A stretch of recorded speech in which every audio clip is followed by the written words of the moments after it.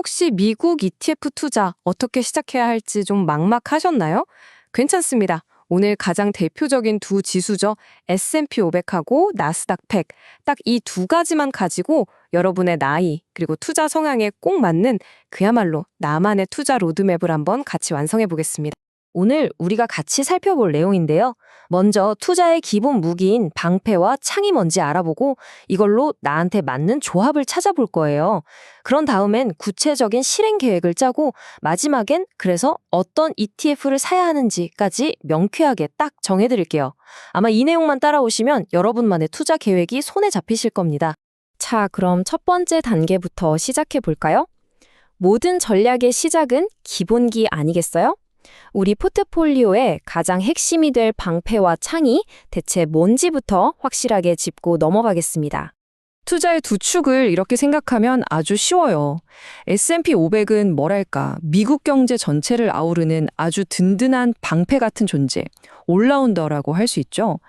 반면에 나스닥 100은 기술 혁신의 최전선에서 폭발적인 성장을 노리는 아주 날카로운 창, 우리 팀의 스트라이커 같은 역할입니다. 자, 이 표를 딱 보시면 둘의 캐릭터가 확 드러나죠? 가장 큰 차이가 뭐냐면 바로 기술주 비중이에요. 나스닥 100은 거의 절반 이상이 기술주라고 보시면 되고요. 주요 종목도 한번 볼까요? S&P 500에는 JP모건 같은 묵직한 전통 금융주가 딱 버티고 있는데 나스닥 100에는 엔비디아 같은 지금 가장 핫한 기술주들이 포진해 있는 거죠. 아예 성격이 다르다고 볼 수 있습니다. 좋습니다. 그럼 이 강력한 방패와 창을 도대체 어떤 비율로 섞어야 나만의 필승 전략을 만들 수 있을까요? 지금부터 바로 여러분의 투자 성향을 찾아보겠습니다. 자, 본격적으로 조합을 짜보기 전에 스스로에게 정말 중요한 질문 하나를 던져봐야 합니다. 바로 나는 과연 얼마나 큰 변동성을 감당할 수 있을까? 이 질문에 대한 답이 여러분 포트폴리오의 황금 비율을 결정하게 될 겁니다. 첫 번째는 안정 추구형 모델입니다. 원금 지키는 게 무엇보다 중요한 5060 세대 투자자분들께 딱이죠. 포트폴리오의 90%를 든든한 S&P 500이라는 방패로 꽉 채우고요. 나스닥이라는 창은 딱 10%만 말 그대로 양념처럼 살짝 더해서 약간의 추가 수익을 노리는 그런 전략이에요. 두 번째 모델은 균형 성장형인데요. 아마 대부분의 직장인 투자자분들께 가장 추천해드리고 싶은 조합일 겁니다. S&P 500 60%, 나스닥 100 40%. 역사적으로 봤을 때 시장의 안정적인 성장은 놓치지 않으면서 기술 혁신의 달콤한 과실도 충분히 챙길 수 있는 위험 대비 수익률이 가장 훌륭했던 그런 황금 비율입니다. 마지막은 공격 성장형입니다. 아직 투자할 시간이 20년, 30년 넘게 남은 2030 사회 초년생들처럼요. 시장이 좀 흔들려도 오히려 기회로 삼을 수 있다. 이런 분들이라면 나스닥이라는 창에 80%를 실어서 성장 잠재력을 한번 극대화해보는 것도 좋은 전략이 될 수 있습니다. 그런데 여기서 진짜 중요한 함정이 하나 있습니다. 바로 중복 투자 문제인데요. S&P 500하고 나스닥 100 둘 다 상위 종목들을 보면 애플, 마이크로소프트 같은 빅테크 기업들이 겹쳐요. 이게 무슨 뜻이냐면 나스닥 비중을 높이면 높일수록 나도 모르게 빅테크에 몰빵 투자하는 효과가 나타난다는 거죠. 이 점은 꼭 알고 계셔야 합니다. 자, 이제 나한테 맞는 투자 성향도 찾았겠다. 이론을 현실로 만들어 볼 차례죠. 매달 얼마를 또 어떻게 투자할지 구체적인 실행 계획을 한번 짜보겠습니다. 여러분의 월 투자금이 이제 막 씨앗을 심는 단계든 아니면 본격적으로 나무를 키우는 단계든 거기에 딱 맞는 명확한 실행 계획이 있습니다. 지금부터 금액대별로 어떻게 하면 좋을지 한번 살펴보죠. 만약에 월 100만 원 정도 투자한다면 전략은 한 단계 더 업그레이드 됩니다. 이 그림처럼 50만 원은 연금저축 계좌에 넣어서 연말정산 때 세액공제 혜택을 톡톡히 받고요. 나머지 50만 원은 ISA 계좌로 굴려서 비과세 혜택도 챙기고 또 필요할 때 꺼내 쓸 수 있는 유동성까지 잡는 거죠. 이렇게 세금 효율을 극대화해야 합니다.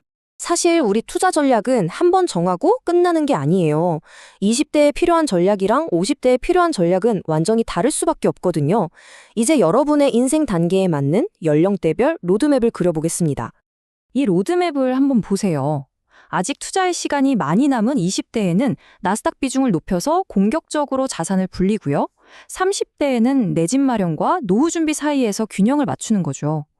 그러다 40대부터는 안정성을 점점 높이고 50대가 넘어가면 이제는 불린 자산을 잘 지키는 쪽으로 무게중심을 옮겨가는 것. 이게 핵심입니다. 이 두 경우의 가장 큰 차이점 눈치채셨나요? 바로 어떤 계좌에 돈을 먼저 넣느냐는 겁니다. 아직 내 집 마련이 목표인 2030은 중간에 돈을 뺄 수도 있는 ISA 계좌부터 채워서 유동성을 확보하는 게 먼저고요.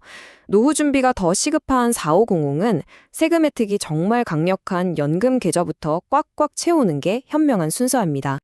자, 이제 전략도 세웠고 계획도 다 짰습니다. 드디어 마지막 결정만 남았네요. 그래서 대체 어떤 ETF를 사야 하냐고요? 시중에 나와 있는 수많은 ETF 상품 중에 딱 하나를 고르는 기준, 생각보다 아주 간단합니다. 딱 두 가지만 기억하세요. 첫째, 내 소중한 수익률을 야금야금 갉아먹는 총 비용이 얼마나 싼가. 그리고 둘째, 내가 원할 때 바로바로 사고 팔 수 있는 거래 유동성이 얼마나 풍부한가. 이 두 가지입니다. 현재 우리나라 시장에서는 크게 이 두 그룹이 대표적이라고 볼 수 있어요. 결론부터 말씀드리면 연금 계좌처럼 한 번 사서 10년, 20년 묻어둘 장기 투자자라면 총 비용이 가장 저렴한 A씨나 라이즈 브랜드를 고르시고요. 반면에 큰 돈을 한 번에 넣거나 단기적인 매매도 고려한다면 거래량이 제일 많은 타이거나 코덱스를 선택하는 게 유리합니다. 최종 결론, 이 한 장으로 딱 정리됩니다. 매달 월급날 꾸준히 사모으는 적립식 투자자에게는 뭐니 해도 비용이 왕입니다. 그러니까 A씨나 라이즈를 고르시면 되고요. 목돈을 굴리거나 좀 더 활발하게 사고 팔 걸 생각한다면 그때는 유동성이 왕이죠. 타이거를 선택하시면 됩니다. 아주 간단하죠? 꼭 기억하세요. 진짜 중요한 건 뭘 사느냐가 아니에요. 어떻게 사느냐. 그러니까 나만의 원칙을 세우고 그걸 꾸준히 뚝심 있게 지켜나가는 거. 거기서 투자의 승패가 갈립니다. 자, 이제 여러분의 계획을 실행에 옮길 시간입니다.